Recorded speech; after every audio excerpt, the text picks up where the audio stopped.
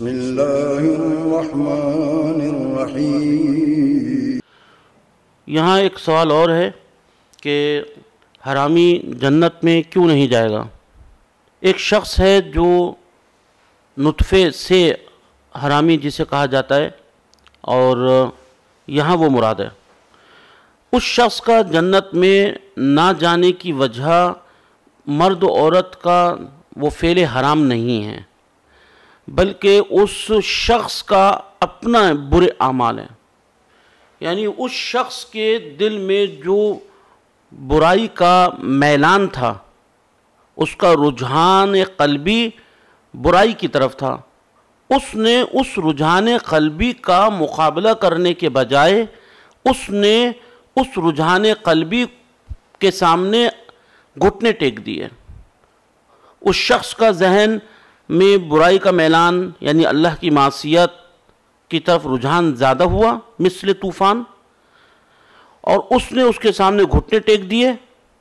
چونکہ گھٹنے ٹیک دیے اور جب وہ اس دنیا سے گیا تو اس کے نام اعمال میں برائیوں کی وزن زیادہ ہے، پس وہ شخص جہنم میں جا رہا ہے اپنے کیے ہوئے برے اعمال کی وجہ سے، اور اس وجہ سے وہ جہنم میں جا رہا ہے۔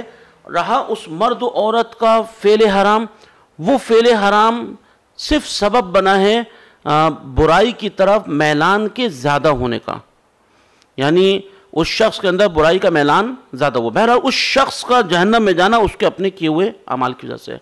لیکن یہاں ایک نقطہ اور عرض کر دیں کہ وہ مرد عورت بھی یہاں مثلاً آسانی میں نہیں ہے۔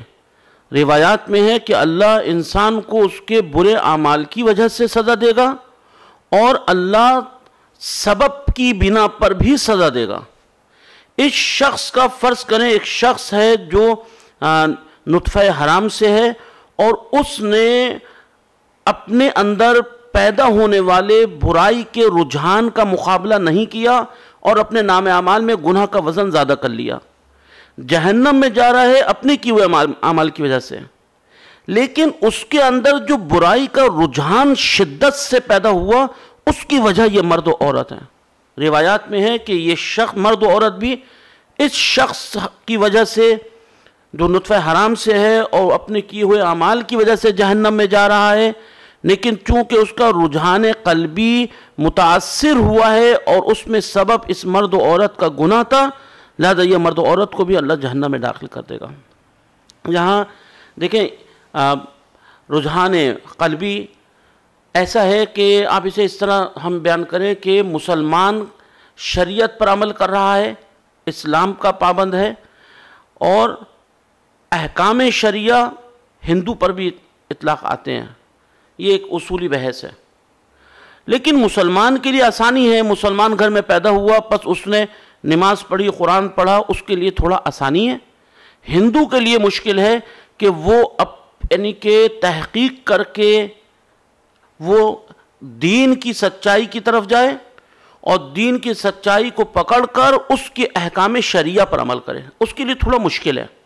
یہاں اسی طرح ہے، حلالی کے لیے احکام شریعہ پہ عمل کرنا آسان ہے کیونکہ اس کے اندر برائی کے رجحانات کم ہیں، نیکی کی طرف اس کا رجحان زیادہ ہوگا۔